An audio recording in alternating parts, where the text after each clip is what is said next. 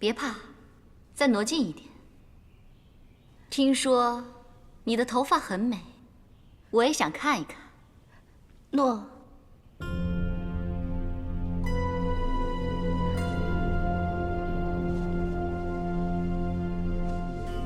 把头抬起来。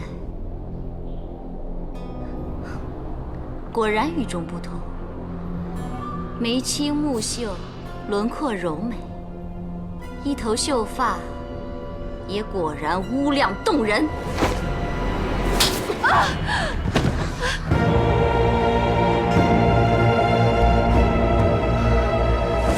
哼，果然是魅惑君主的小贱人。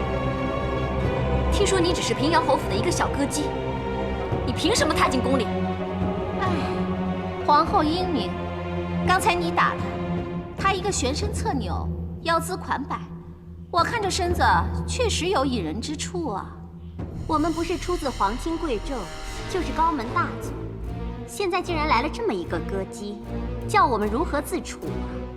皇后可是当今太皇太后的亲孙女，窦太主的亲女儿。姐姐你这么说，把皇后置于何地呀？把她转过来！你敢抗旨？把她转过来！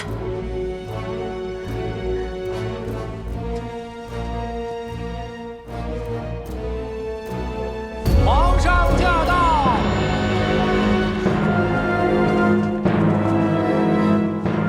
住手！陛下圣安。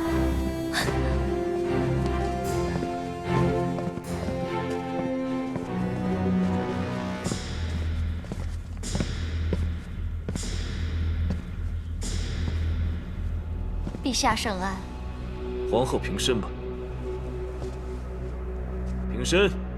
谢陛下。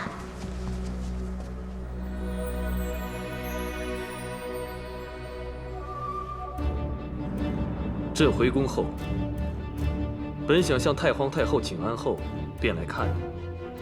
不想，原来你在召见未接。不知道皇后收到朕的礼物没有？陛下是说那盏金乌灯台吗？臣妾好喜欢，但是一送过来就被臣妾打翻了，摔坏。陛下送此灯，是想重提当年金乌藏娇之诺吧？朕正是此意。此灯被毁，不是太可惜了吗？可惜，当年之诺，随着时日褪色被忘，这才叫可惜。陛下如果不是为了新人，也不会跟臣妾再提誓言吧？朕是九五之尊，有为汉家天下延后嗣之责，选妃纳妾在所难免。皇后是六宫之主，所以同样也该以延续后嗣为己任，何不拿出气度，包含其他嫔妃？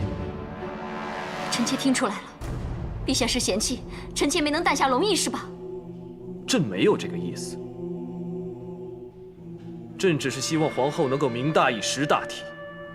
陛下所说的识大体，就是把那些唱曲儿的、跳舞的，不论身份好歹的，都带回宫里，以乱后宫。皇后说话请自重。陛下为了这个卑贱凌人，是要吓唬我是吗？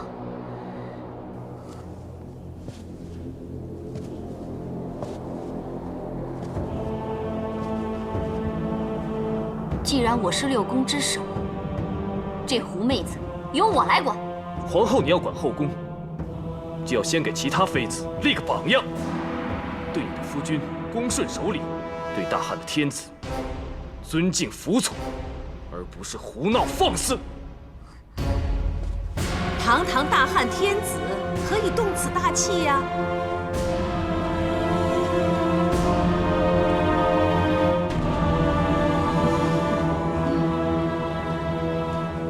陛下万安。母亲，皇上带了个市井歌姬进宫，做了这等荒唐事，还跟我讲大体。出自平阳侯府的，何以被贬为市井？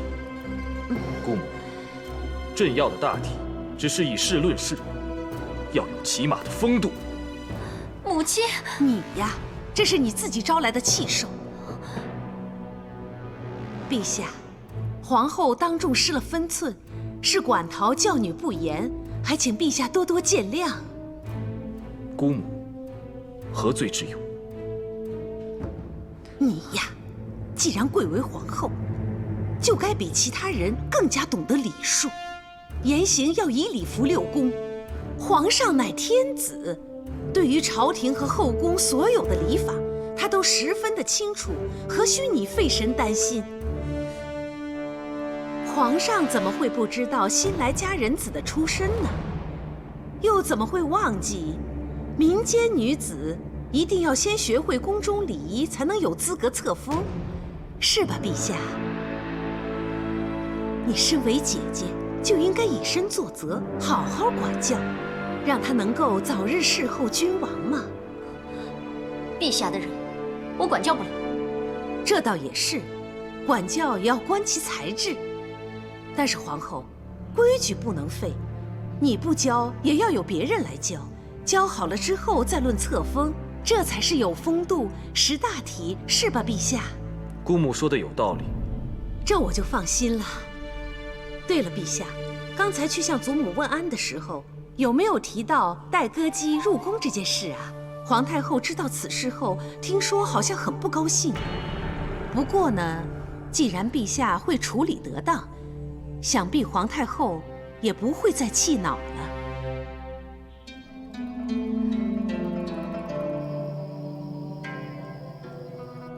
彻儿，你千万要清醒，莫为了一个歌姬而坏了与皇后和窦太主的感情啊！母后，儿臣当然明白其中的厉害，可是身为一国之君，也不能处处忍让，让皇后得寸进尺。儿臣只是以礼压压她的气焰。你该不会忘记，当日母亲之所以能当皇后，你之所以能当太子，你姑母她的确也是帮了不少的忙。全因儿臣一句要娶阿娇，姑母才会力荐儿臣。说到底，她是想要一个受她摆弄的皇帝。可是母后，朕绝不受制于人。皇后是太皇太后的外孙女，窦太主又是她心疼的长女，二人深得你祖母的欢心。母后，儿臣已经答应不会马上册封魏姬，也算是让步了。彻儿，何不想个方法，暂离新宠，让皇后安心？否则，她闹到太皇太后那里就不好办了。母后，当日你救父添坟，就是因为你的2位老师被太皇太后免职。可见我这个皇太后实在没有能力为你们遮风挡雨。你以为母后整日赏月听曲，只为自己开心吗？不过，是想找些好的玩意儿献给你祖母，讨她的欢心。母后，太皇太后开心了，你的皇位才能够稳固，保住了皇位，母后才可以安心啊。彻儿，母后就指望你了。母后放心，儿臣会暂离宫中人事，出宫巡视，绝不会让母后为难。为免地方官员事先设置，儿臣会以平阳侯的名义微服出宫，以便了解各地灾荒实情，知道民生所需。彻儿，你有这份心，母后也就放心了。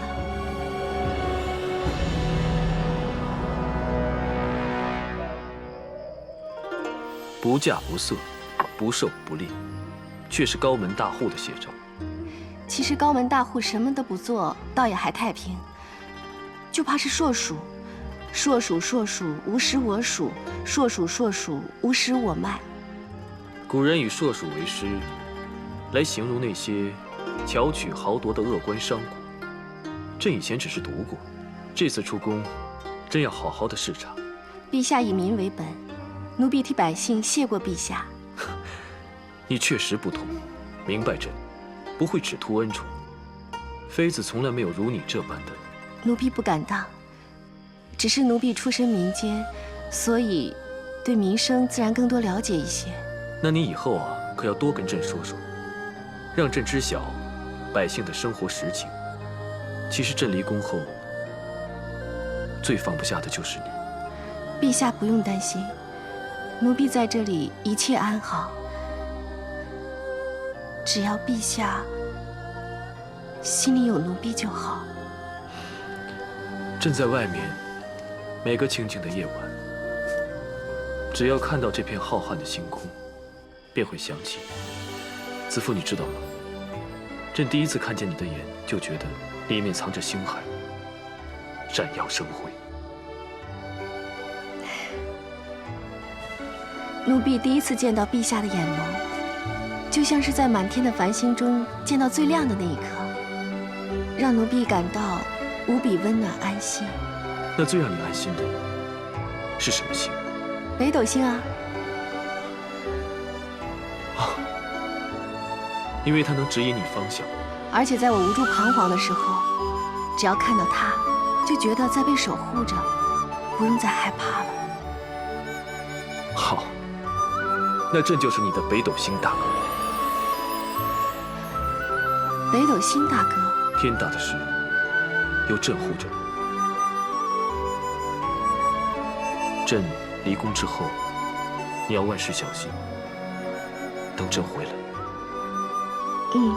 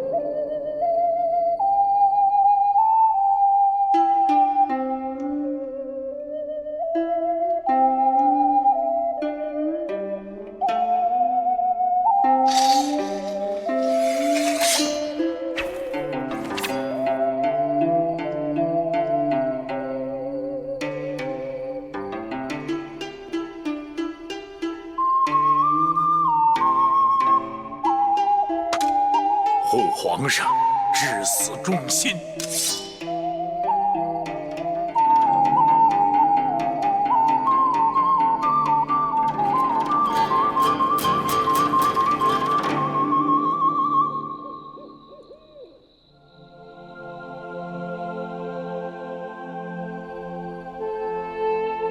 朕之前只知道你剑术了得，原来你如此才情横溢。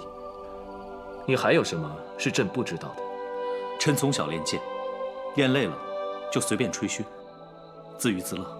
刚才朕所奏的，等闲之人未必能懂，更何况是依调附和。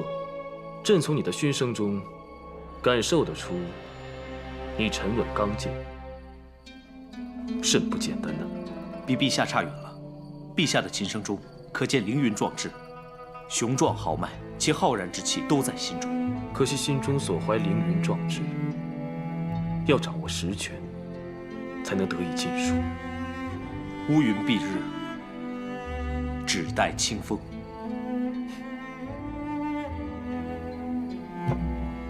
哦，陛下，谢陛下。是北斗星。是啊。不知此刻长安是否星空璀璨？即使繁星暗淡，北斗星一样会明亮，为人引路。希望他安好。希望他安好。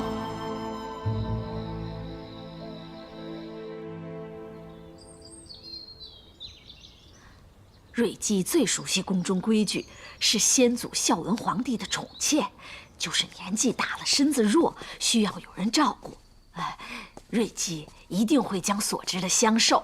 你要向他好好学习。多谢樊娘提点，也请樊娘照应一下与我同来的沈家。放心吧，知道他善于刺绣，已经派他去知识刺绣了。这就好。小倩，这是新来照顾瑞姬的，叫魏姬。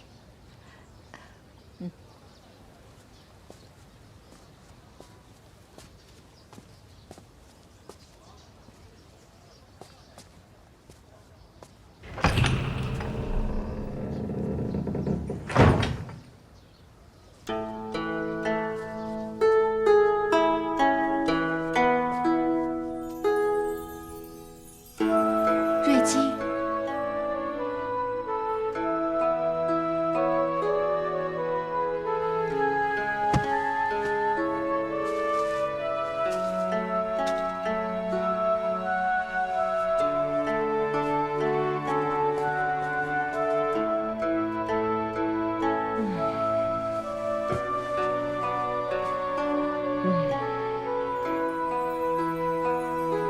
你是谁呀？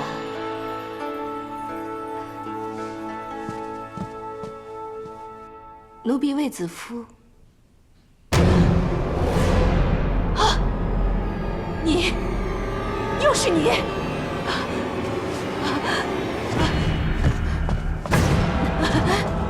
瑞姬，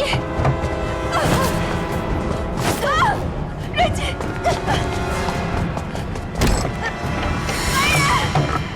来人呐！开门！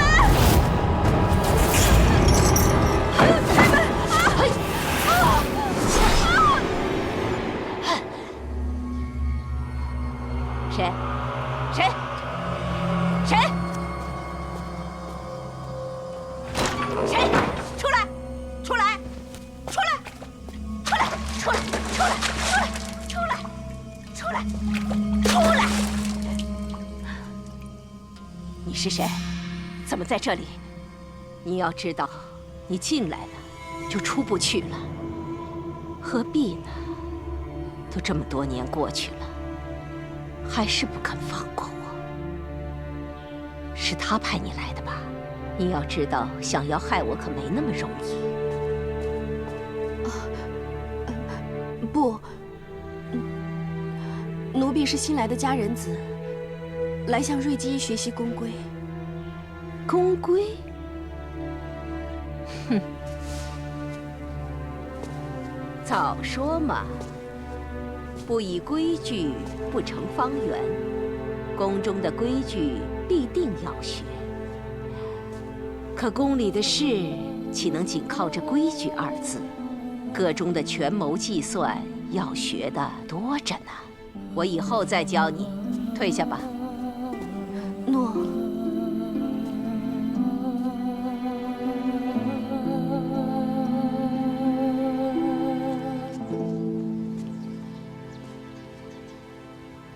姐姐，姐姐，我是送饭来的。小倩，为什么锁着我们？瑞姬怕是病了，需要诊治，麻烦你通传一声，叫樊娘放我出去，叫鲍世成。瑞姬她有狂癫之病，治不好的，鲍世成来也没用。把门锁起来，就是为了不让她出去。什么？姐姐，对不起，我实在是过意不去。其实，本来是安排我来服侍瑞姬的，谁知道临时换了你来。谢谢你，替我挡了这灾祸。这瑞姬，大家都知道她危险。我听说她在这北宫已经困了40年了。她本是先祖孝文皇帝的佳人子，可是不知什么原因，她得了狂癫病。大家都怕被派来服侍她。进来容易，出去难。瑞姬，她能伤人，她随时都会发狂的，日夜提防也没有用。我真不知道你留下来日子怎么过。没关系，甜亦乐，苦亦乐，安之乐之，心善之间。既然不能离开这里，那我就安心留下来。你放心吧，我会事事小心的。再小心都没有用。狂癫的人呐，什么事都做得出来。早前呀，被派去照顾瑞姬的宫女啊，有一个啊被他打死，还有一个被他……你没见我在熏香养神吗？不知道你在说什么。是，小的刚才说什么，窦太主啊全听不见。你向来做事妥当，本公主很欣赏，赏你300金，带樊娘去领赏吧。诺，谢窦太主。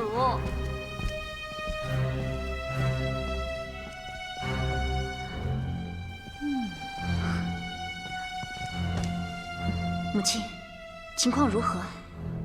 你放心吧，那瑞姬随时会发狂伤人，卫子夫很快就会被活活打死。瑞姬她一把年纪，万一伤不了人，反而让她占了上风，那可怎么办啊？那就更好。以前呀，有宫女为了自保，用烛台打伤了瑞姬，后来那宫女被斩首示众。瑞姬不过是祖父一个失宠的家人子，哪会伤了她就要处死啊？你们晚辈不知道各中玄机，那瑞姬的身份可不是那么简单的。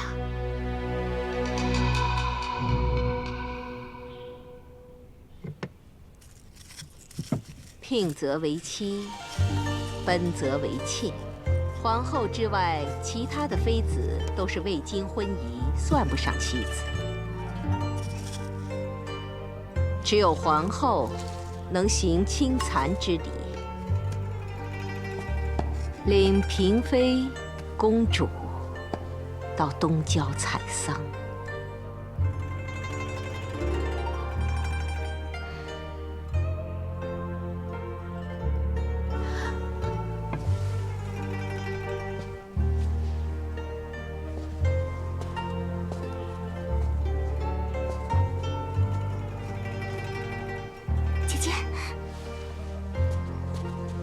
姐姐，你还好吧？我还好。对了，你替我去看沈家了吗？当然有，她很好，你就放心吧。只是知事事忙，她给累坏了。在我心里，你是在代我受罪。只要你在这里能安然，我就放心了。别担心，其实只要不打扰她，不引她注意就没事。那就好，姐姐，那我先走了。你自己一定要小心呐。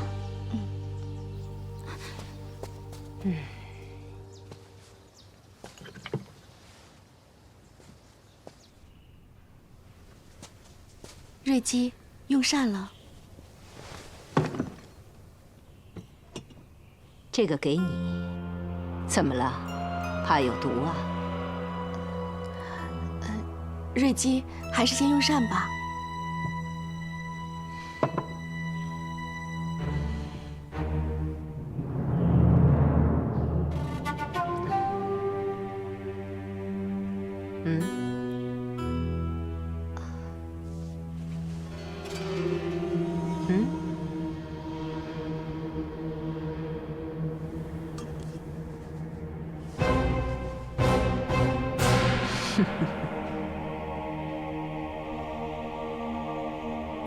你知道，在这世上，哪种死法是最痛苦的？身上万虫噬咬，搏夫追随之痛，你尝过没有啊？瑞姬，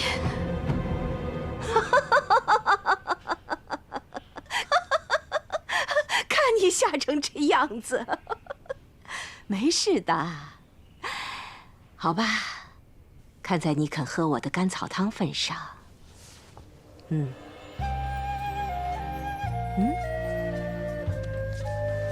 从今天开始，我们就是一家人。你信任我，我信任你。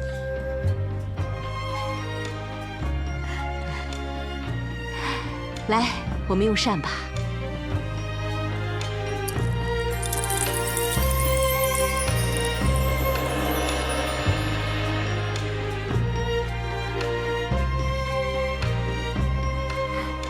祖母，有出脚底戏，叫《东海皇宫》，比那些戏曲杂耍有意思多了。娇儿，你说说看。这个故事讲的是一个叫皇宫的东海人，他年少时学了一些法术，这法术可以擒虎捉蛇、兴云雾、造山河。有这么厉害？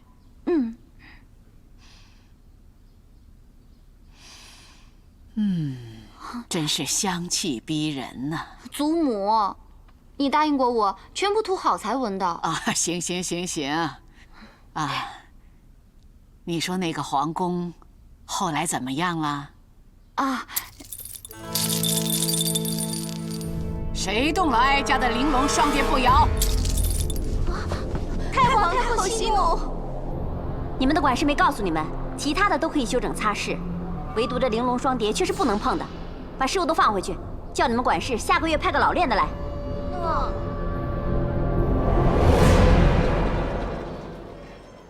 华宫美君，华宫美君，快来看，值8000钱一张，快来看！不收驻银，已无一物。你要是想买，就拿府上的玉瓶座来交换，钱币我可不要。你这什么道理？买卖早说好了，怎么就不收钱币呢？哎，不收就是不收。那是驻银，不能动啊！驻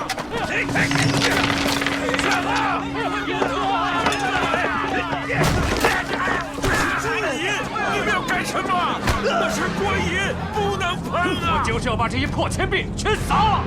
是管夫。干什么？不行！这是在干什么？大人，这人劫抢银车，快把他抓起来！哎，官兄，你本为京官。尽管现在已被免职，可我素来敬重你，你这是干什么呀？哼！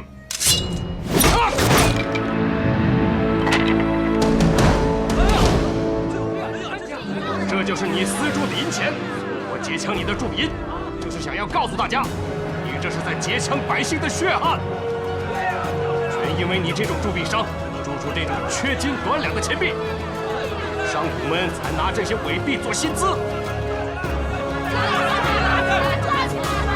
你看，这就是你们贪婪者的祸！把这事给我带走！快，给我拖回去！说得好，做得好。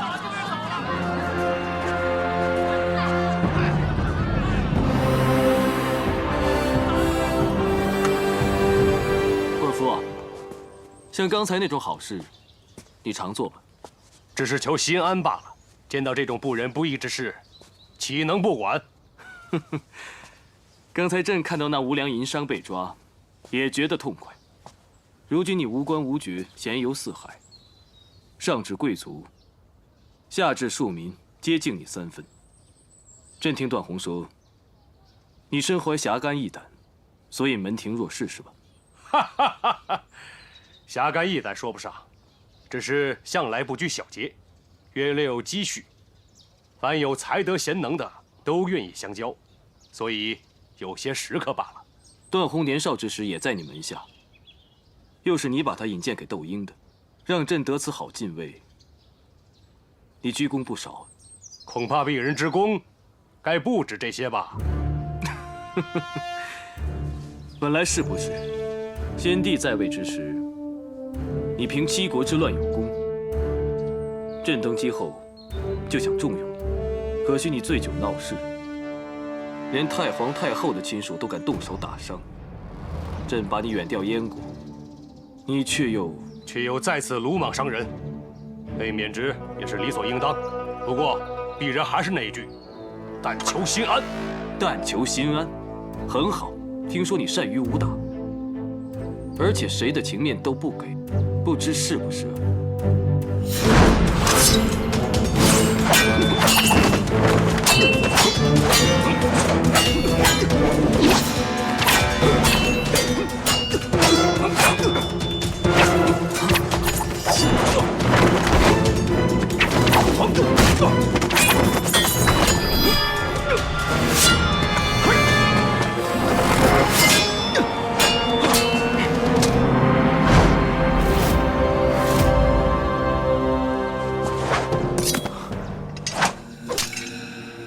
陛下恕罪。何罪之有？朕一次事件，便释出2个忠臣，快意得很。谢陛下。段宏听风，段宏在，你舍身护主，朕今封你为七门仆射，臣必誓死为陛下保驾护航，死而后已。起来吧。谢陛下。至于你，进退有度。朕之前认为你鲁莽，难成大事，看来是朕错了。陛下言重了。你见多识广，门下贤才无数，朕希望你能推荐可用者，让朕差遣。将来朕新政得成，定会顾念你的大功。谢陛下。鄙人不求什么封赏，指望能助陛下一臂之力。陛下明德亲民，必成旷世明君。朕这次往民间走这趟，终能亲睹民生疾苦，体会所谓苦饥寒，如今丸的深意。这6个字，足以驱策朕当个为民立命的好皇帝，不负一人。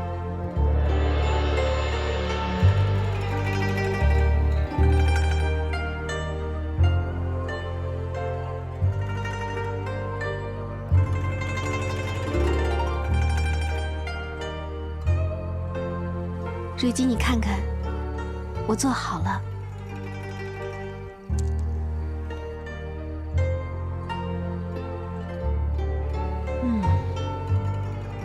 好香啊！算你聪明，我1顿饭的功夫，你就把这个做好了。好，值得我再教你盥洗之礼。谢瑞姬。足容重，目容端，手容弓，头容直，气容肃。请瑞姬灌手。很好。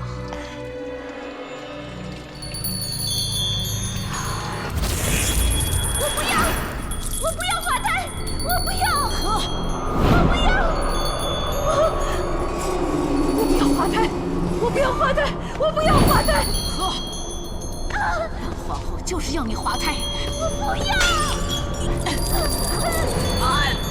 我不要！瑞姬啊，瑞姬，你放开！瑞姬，你放开啊！给我放开！我的孩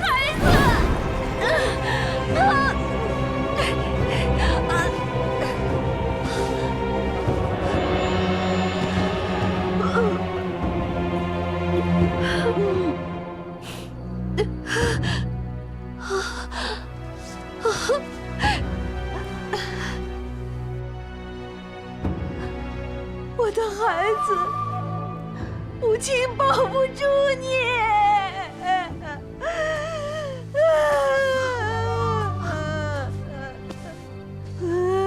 好了好了，没事了，都过去了。好了，都过去了。瑞姬，都过去了，现在没有人可以伤害到你了。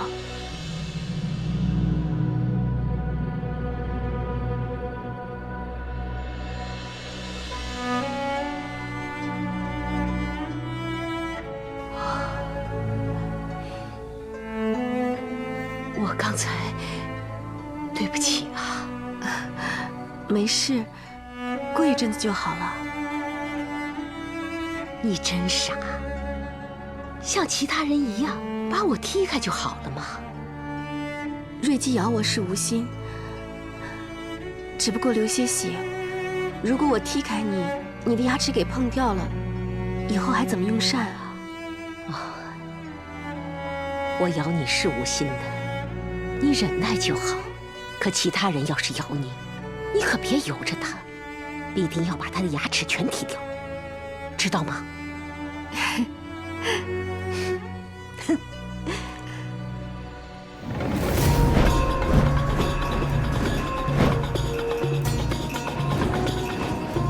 娇儿，你怎么这么快就灰心丧气了？这都伤不到他。母亲，你不要安慰我了，干脆说拿他没办法好了。唉，白费了我一片苦心，什么都安排好了，他那一脚就是没踹下去。这个女人也实在不简单呐。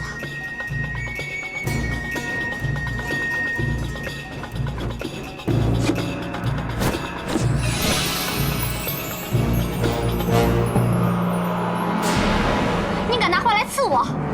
小人知罪，请皇后恕罪。退下。诺，小人告退。娇儿，你勿需紧张，那花虽有暗刺，始终伤人有限。那倒未必。一向谨慎的皇上，为了他焦躁起来；一向狂癫的瑞姬，却为他安静下来。母亲，你说我能不紧张吗？唉，既然这次那颠覆没伤着他，他也没伤着那颠覆，那不如救。母亲，难道除了铃声，还有别的办法，可以让瑞姬发狂？何须让他发狂？他没有弄死那小贱人，那就让那小贱人弄死他。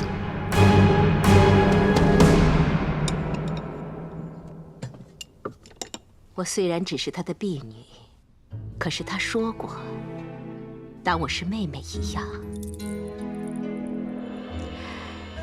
他不要其他夫人专宠，却要我侍弟。我虽然答应他不会生孩子，可真有了身孕，怎么会舍得？况且保得住龙胎，就保得住爱宠，就保得住性命。我不告诉他有了身孕，是理所当然的。在宫里面，哪里有真心的？今日与你互称姐妹的，说不定明日就来要你的命。喝点甘草汤吧，你今天配的汤特别清甜。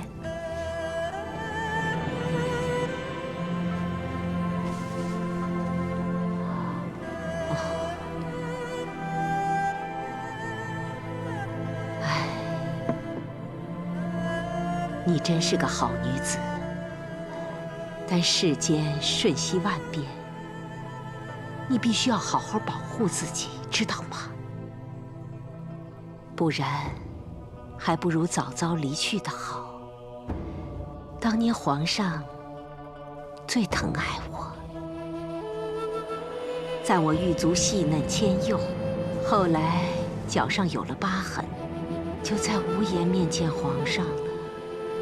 我没有运气，孩儿我也没保护好，保不住他，就保不住恩宠。希望你的运气比我好，你将来能够……瑞姬，瑞姬，你怎么了？你别吓我！我去见我的孩子，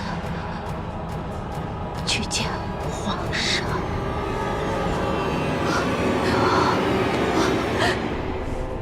你别吓我！来人呐！来人！来人呐！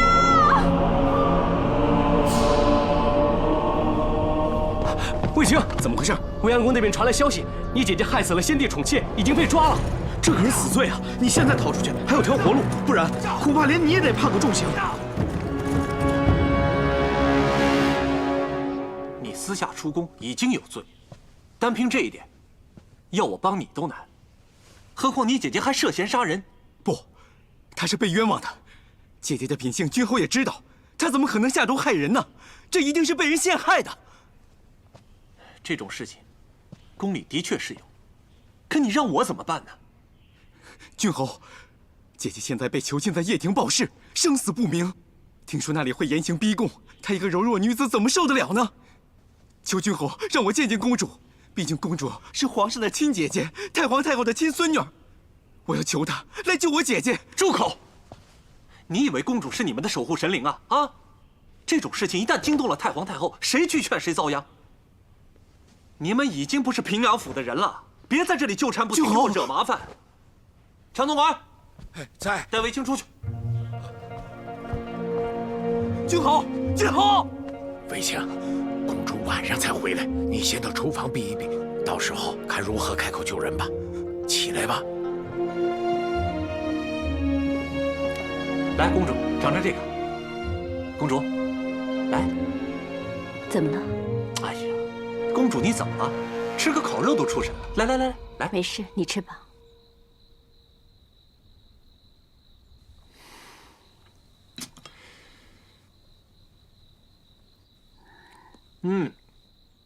这一寒真不简单，肉不错。这是什么肉啊？跟之前不太一样。回公主，这叫忘忧肉，忧结在心之人才吃得出它的味道，而且它芬芳如草，甜蜜如花，让人犹如置身于花草之间，忘忧解愁。你这个疯厨子，净说些疯话。这肉不就是加了香草和乳蜜烘烤而成？公主吃得开怀就好。好。还有什么事吗？小人这个月下旬想告假几天出城。你如此费尽心思，就是为了这个？公主心情好，就什么都好说嘛。看你嘴甜，准了。谢谢公主。公主，哎，大胆，你怎么还在？公主，常总管，把他拉出去。公主，我姐姐她……不用说了，我都知道了。求求公主，救救她吧。卫青，我不是不想帮你，只是后宫之事向来都是皇后做主。别说我已经外嫁，就算我身在宫中，也无权干涉。更何况皇上又不在宫里面，就算我有心帮忙，我都无能为力。公主，现在只有公主能救她了，求求你了，公主，公主，你就救救她吧！啊！公主，哎，你没事吧你？还好这汤不是很烫啊。公主，你没事吧？卫青，你没事吧？公主没事就好。一寒，你怎么这么不小心呢？小人该死，小人该死。念在你今日准备了美味的烤肉，我就饶你一次。谢谢公主。皇太后对烤肉也是非常的喜欢，我也许久没有进宫向她请安了。小人马上准备烤肉的材料，进宫。谁说要进宫了？啊？思和，公主准备明天进宫。诺。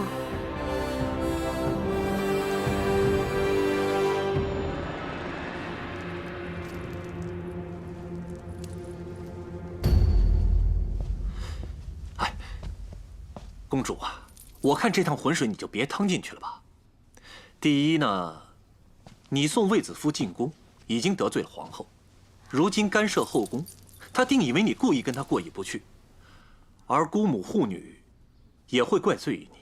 第二啊，这死的据说是太皇太后的人，你这样去说情，她会觉得你护着下人都不护着她。第三，母后啊向来依顺太皇太后和姑母。你把他老人家扯进去，若他惹怒了这两位，定会埋怨于你呀。哎呀，为了救这个歌姬，却得罪了大汉最具权威的4个女人，你何苦呢？啊？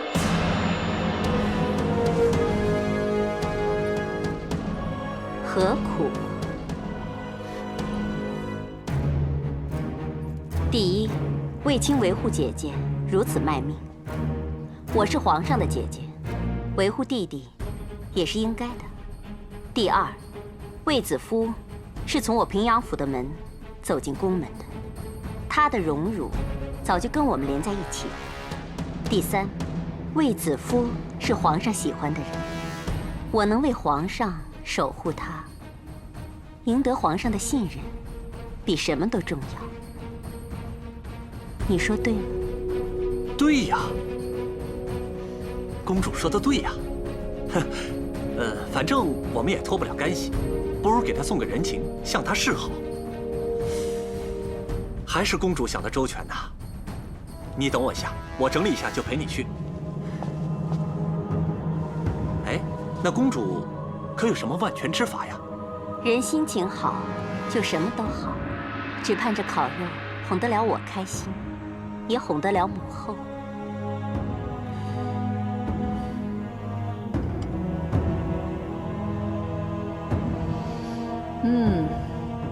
真香啊，真不错。谢皇太后夸赞，小人再弄些不同风味的，让皇太后尝一尝。要是比这兔肉好，就赏你2锭金子。小人先谢过皇太后。母后，祖母也爱吃烤肉，待会儿叫一涵备一些，今天晚上送去长信殿吧。不必了，太皇太后说了，素食7日，无事不见客。难道和瑞姬的事有关？不知祖母和瑞姬是何关系，竟为此素食7日？对了，听说瑞姬以前是……哎呀，宫里宫外流言蜚语从来不断，真伪难辨。母后无力禁止，也无意追查，是也非也，你们就当耳旁风吧，免得惹祸上身。母后言之有理，但是卫子夫本是我府中之人，人已送，祸已惹，只好想法子补救。女儿啊，既知闯祸，更要置身事外呀。哎，明白，我们明白。母后放心，这件事情我们一定会置身事外。只不过是皇上对这个卫子夫的确是非常在意，所以我们才……皇上更不能为一个歌姬跟太皇太后过不去嘛。那是，那是。好了，今日这烤肉也吃够了，你们都回去吧。翠儿，你拿2锭金子赏一涵吧。诺。谢皇太后。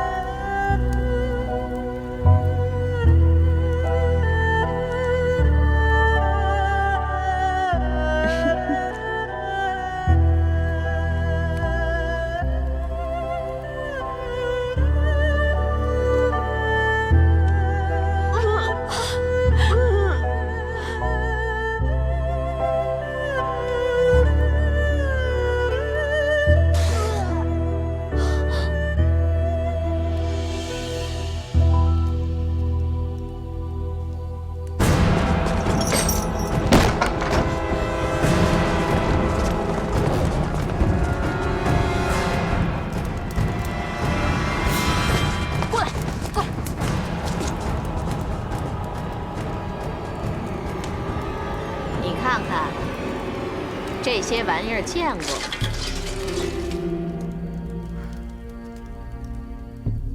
怎么样？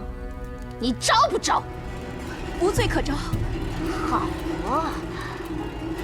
谁敢伤我龙翼？你说什么？我说，谁敢伤及皇上的骨肉？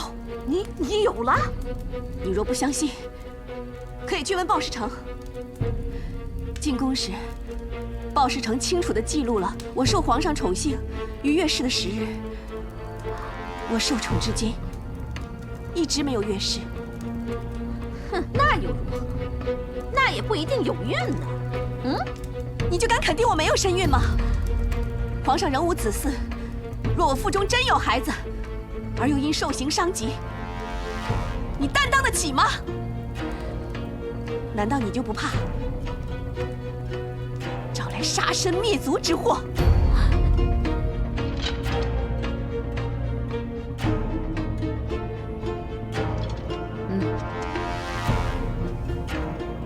确实是1个月都不到。哼，这个低贱的歌姬，竟敢用肚子来护身，那凡娘也真是没用，吓得不敢入刑。哼，我偏要对着她的肚子踢打鞭烙，看是肚子能护住她，还是她能护住肚子。娇儿，别生气，你坐下，坐下呀。一切都记录在案，你现在去动了他，万一出了事，怎么向皇上交代呀？就差这几天了，你暂且忍一忍。我相信他也不过是缓兵之计，就让他多逍遥几天吧。母亲，你知不知道我担心什么？缓兵之计倒还好，要是真的怀孕了，那我怎么当这个皇后啊？要是她没身孕，死罪肯定逃不了。如果真的有了，我要让她死得更惨，但是不能死在掖庭啊！跟你托了关系之后，哼，我保证要让他尸首无存。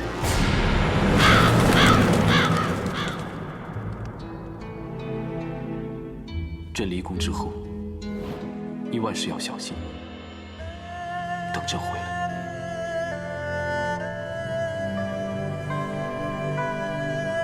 宫廷险恶多诡，今日荣耀不保证明日安然。除非你有皇子，或许能保住你的性命。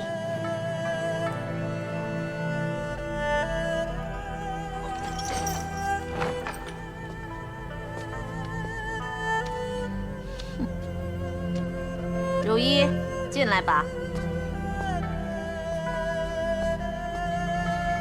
日子到了，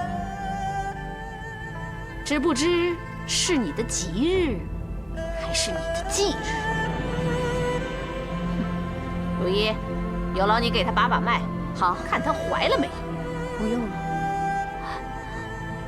难道月事来了？这个来了，那龙种岂不就是没了吗？啊？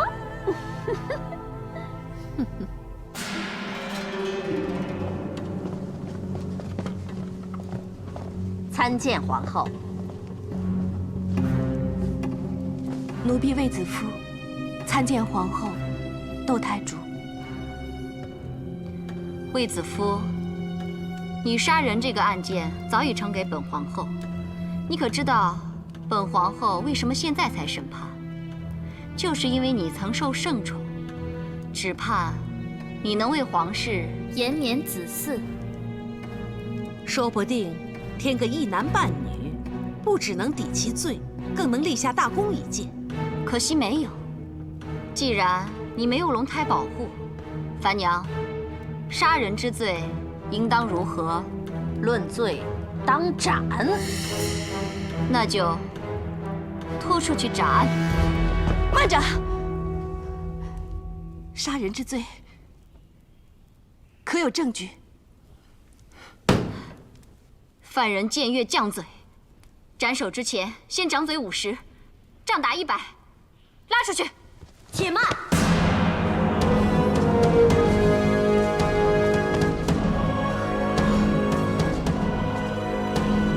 参见皇主。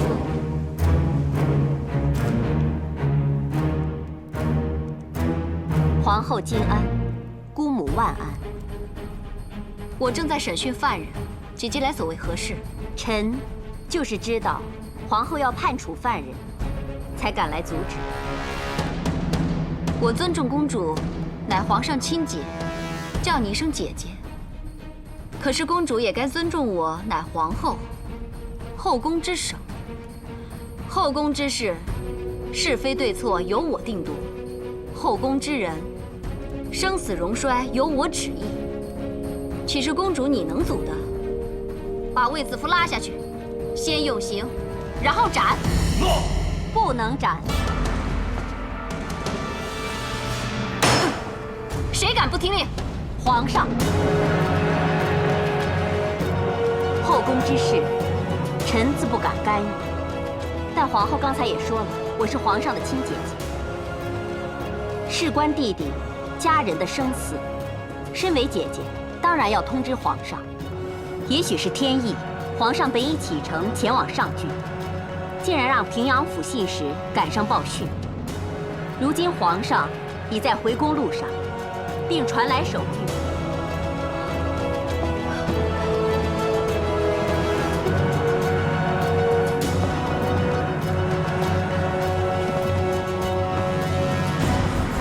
朕公务在身，司挂家眷，却经闻后宫凶案，痛心疾首，问及其详，疑处重重，唯恐其中有诈，着令囚疑犯卫子夫于报室，待朕回宫细审论刑。若有私自用刑者，以为止犯上论。钦此。谢皇上。遵旨。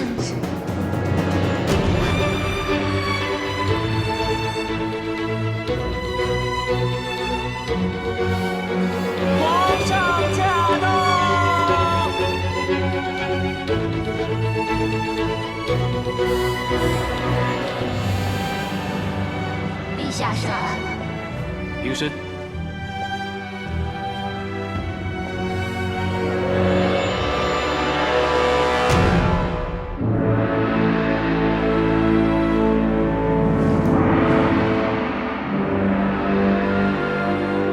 陛下，后宫乃臣妾分内之事，陛下干涉，既与理不合，也致臣妾颜面威严于无存。今后臣妾如何统帅后宫？还请陛下让臣妾主理此事。朕无意干涉后宫之事，但牵涉人命，事关重大，朕也想了解是非对错，不想朕的皇宫徒添冤魂。冤魂已添，是非已明，杀人偿命，就是给冤死者还以公道。既说杀人，有何理据？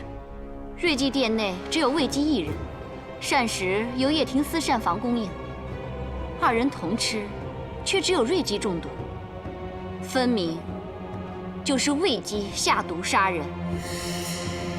皇后亲睹魏姬下毒吗？即使没有，那他人也无下毒的机会。又有宫人守卫亲睹吗？既说二人独处，又何来目击者？那在魏姬身上搜到毒药了吗？毒药已下，又从何处搜寻？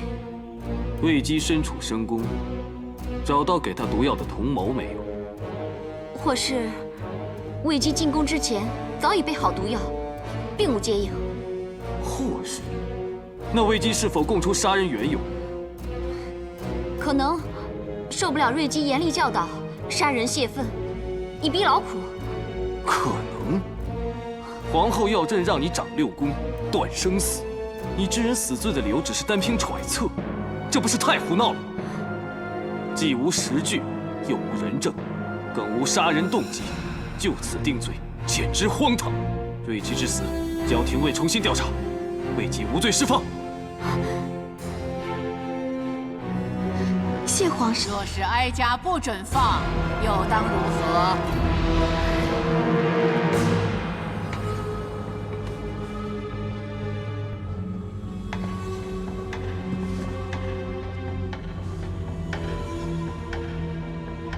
太皇太后金安。太皇太后金安。陛下。都起来吧！谢太皇太后。祖母何以纡尊到此？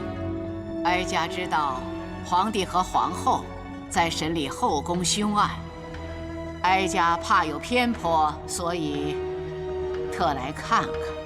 魏姬杀人只是片面之词，并无杀人动机或人证物证，故孙儿将其释放。魏姬之死，交廷尉调查。母后，陛下，我有人证。可凭据皆动机，那就宣证人吧。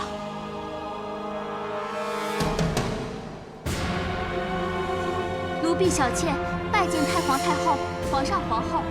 免礼了，待会儿问你什么你就答什么。诺。小妾，魏姬如何对待瑞姬？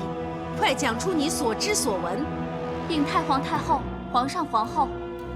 奴婢每日送饭时与瑞姬和魏姬，常闻魏姬埋怨照顾瑞姬辛苦，更恨瑞姬偶尔发狂，让其身心受伤。我闭嘴！奴婢没有撒谎，这是瑞姬所咬。魏姬曾说，恐怕不知何时会再受瑞姬痛打，深恐性命堪虞，为求自保，得先下手为强。小妾，我跟你无怨无仇，你为何诬陷我？子夫，对不起，但在太皇太后、皇上皇后面前，我不得不说实话。不，你还说，反正瑞姬狂癫吓人，她死了也没有人疼惜，到时候定能脱罪。你撒谎，我没有说过。既然人证动机都在，就按罪处死吧。来人，在。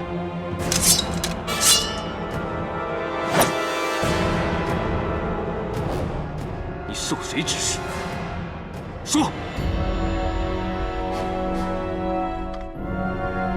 回陛下，奴婢从没有伤害瑞姬之心，更遑论受人指使。但如今有人证说你意图杀人，是证人说谎。奴婢虽曾被瑞姬所伤，但她是无心的，奴婢从来没有记恨过她。陛下，这案件已经一目了然，而且太皇太后已经定夺，何必再给凶徒机会呢？父母，所谓为姬杀人，而断案所依的人证动机，只单凭宫女小倩一人之词，这当中疑点重重。若是为姬下毒，到底毒从何来？陛下英明，魏姬只不过是一个新晋的佳人子，怎么可能胆大包天，藏毒宫中，甚至带毒在身？若小倩所言属实，魏姬是因为不堪折磨而毒杀瑞姬，以求自保，那么毒杀就不是预谋。若是如此，魏姬难道一直藏毒在身？那她的目的何在？陛下，可见他居心叵测。他本来不只要对付瑞姬一人，可能还有其他不轨意图呢。那干脆尽早下令将他处死。看来皇后也认为此事所牵扯的不只是老宫人被杀，而是另有玄机，那就更不能就此结案，非严加细查不可。陛下，臣总觉得还有些疑处，也许当中有不可告人的阴谋诡计。朕不查个真相大白，绝不罢休。陛下，一个奸险女子私带毒物入宫，有害人之意也好，有自保之心也罢，反正她用毒杀人就应该伏法。哼，所谓阴谋，不过只是猜测而已呀。就算真的要查，也未必能查得出来呀。这阴谋怎算似是而非？朕目下就有可疑之人，能指使他人替之卖命，能利用宫里人脉，在后宫覆手翻云。此人，或是你。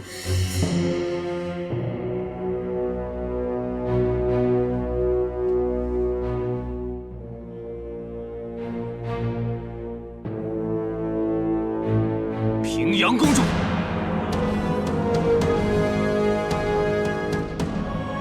当日是你献魏姬进宫，如今这乱局岂会与你平阳侯府毫无瓜葛？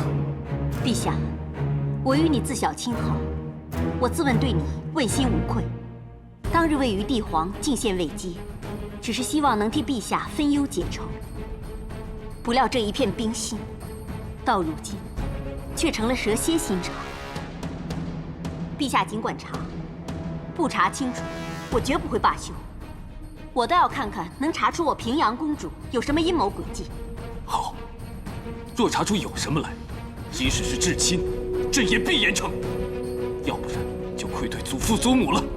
彻儿，你为了查究这宗案子，把你亲姐姐都牵扯进去了，甚至连你的祖母和祖父都搬出来了，是不是啊？祖母，孙儿知道。这瑞姬曾是祖母侍女，祖母此番亲来听审，足见主仆情深，必不想瑞姬死得不明不白。孙儿为了祖母后代下人的情分，还有祖母的名声，一定要查出真相。好，就依你。谢祖母。母后，祖母，哀家给你5天时间。等候，臣在。立刻将魏姬、樊娘、小妾一并带去非常殿。诺。祖母，我乃6宫之首，此案的犯人与证人理应交由我来管。祖母，此案非比寻常，未必只涉后宫，可能牵连朝廷。好了，都不要说了，大家都别争了，全由哀家来看管。樊娘和小妾暂时安置于长信殿配殿，平阳府有关人等留居皇太后的长秋殿中，不得踏出宫门半步。至于魏姬，将她单独囚于望星阁。彻儿，5天期限之内，哀家必保她安然无恙。要是你能证明与她无关，哀家马上将她释放；否则，哀家就以他的人头祭奠瑞基。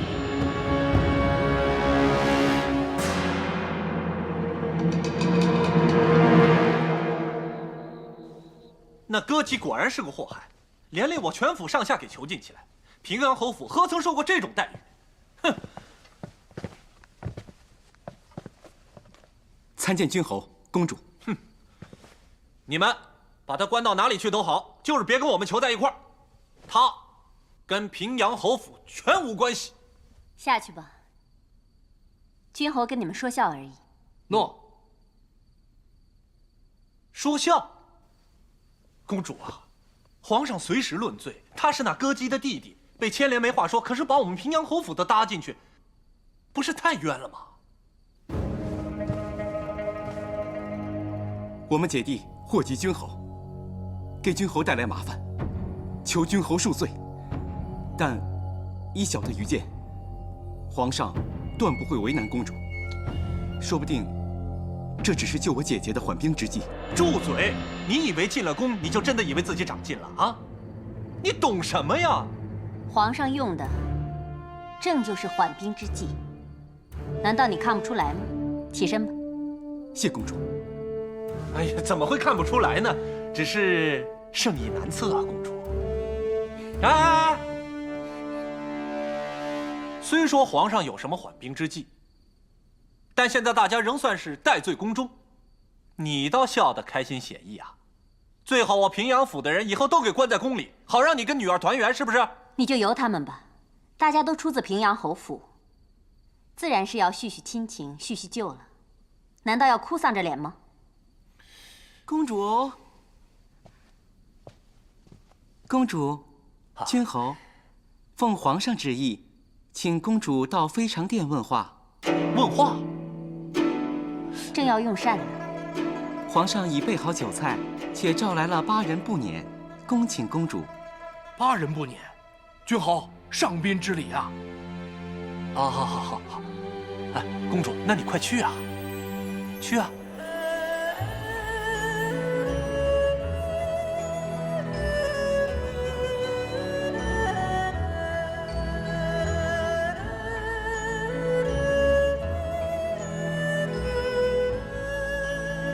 不是说有话要问吗？想问什么，不妨直说。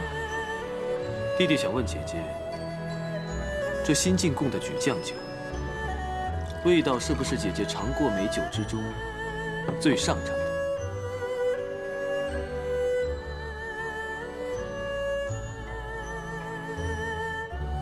不错。既是姐姐喜欢，那么弟弟便全数留给姐姐吧。弟弟有难题，你我姐弟同当，这好酒难求，何不分甘同味呢？弟弟有难处，姐姐想都不想就帮忙。如今这点小心意，岂会不悉数送给姐姐呢？母后那边是有点生气，不过你放心，我劝她只当是我入宫与弟弟亲近几天，反正不是真的姐弟不和。母后已经安心了许多，只是弟弟需要尽快结案，到时候再向母后请罪就没事了。弟弟何尝不想尽快结案？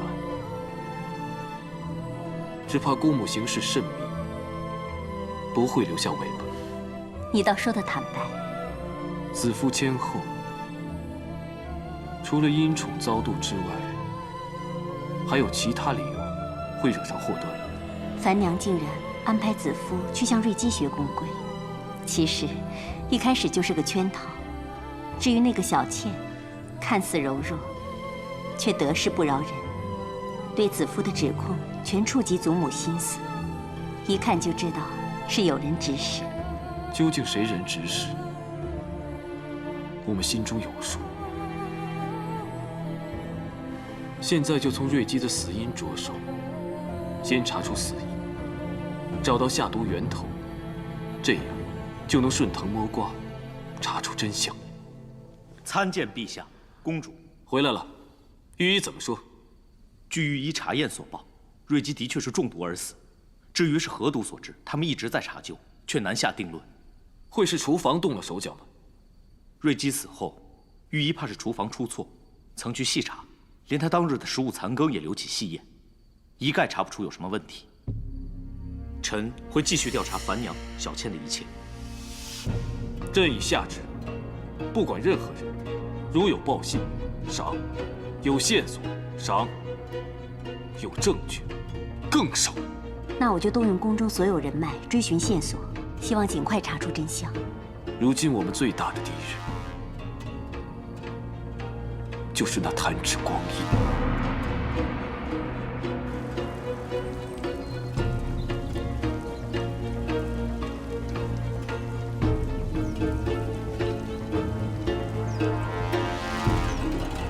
太皇太后金安，这鱼呀，尚且通情达理，知道饿死了会让主人不高兴，所以饱食3餐。可有些人却有时不食，无中生事，是存心跟哀家作对吗？你是有意弄出性命之忧，让哀家失信于皇帝，还是害了人心有余悸而食欲不振呢？禀太皇太后，奴婢这2日来只饮不食，不是存心与太皇太后作对，而是想以此对瑞姬尽哀悼之思。这话倒新鲜，谁听了都觉得稀奇。这样的谎话，你以为哀家听了会相信吗？请太皇太后明鉴，奴婢未曾说谎，万物有情，连鱼儿也懂得体念主人心。更何况，奴婢跟瑞姬相处多日，自然是有情分的。他不是曾经癫狂发作，伤了你吗？过来，让哀家摸摸那伤口。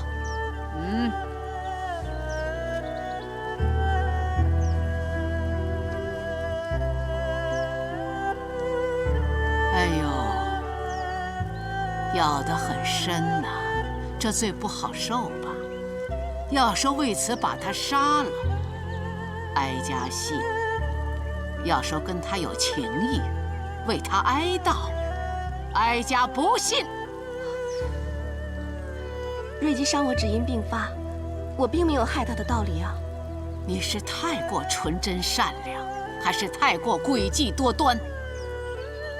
故作矫情，想撇清罪责呢？奴婢的确没有杀她，除了病发的时候，瑞姬一直待奴婢很好，宫中规矩礼仪，她也是知无不言。在我眼中，她是可怜，但更可敬。可敬？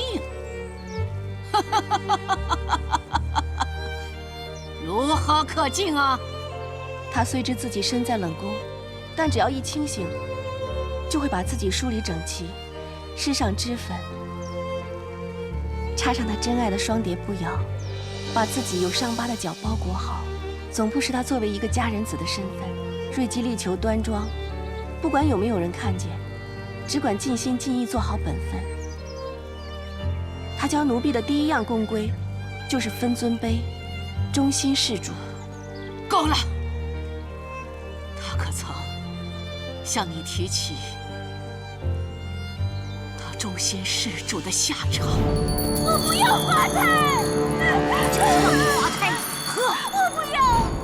瑞姬要是不忿于自己的下场，就不会教奴婢忠心2字。他可有说怨恨过谁？给我放开！我不要！我的孩子！死前又是否有遗恨？怨恨何人？遗恨何事？瑞姬从未明说，奴婢也不想知晓。她只曾经低叹：一入宫门，重重身，身不由己事事哀。重重身，事事哀。那你呢？可有感同身受？奴婢从小所学，是随事随在，安之乐之，是心善至坚，与人和乐。还有，笑着日子容易过。好，哀家会将你的善事改为斋饭，让你继续哀悼的。谢太皇太后恩典。奴婢斗胆，求太皇太后赐我织机丝线。听说你之前已经向宫婢要了绢布针线，缝制绢花，得以解闷儿，现在又要织机。奴婢缝制绢花，只为装饰瑞吉棺木。今日亲见太皇太后，奴婢就在斗胆恳求，得织机丝线，织出3尺赤绫，为其遮蔽足上伤疤，让她稍补遗憾，安心而去。过来。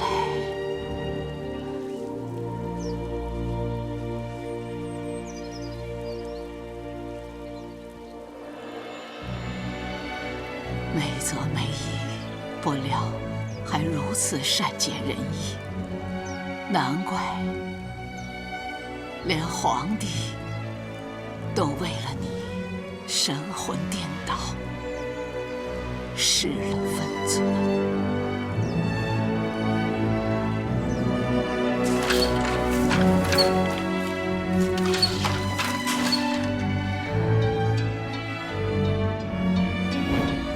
当年皇上最疼爱我，在我狱卒细嫩纤幼，脚上有那疤痕，就再无颜面见皇上。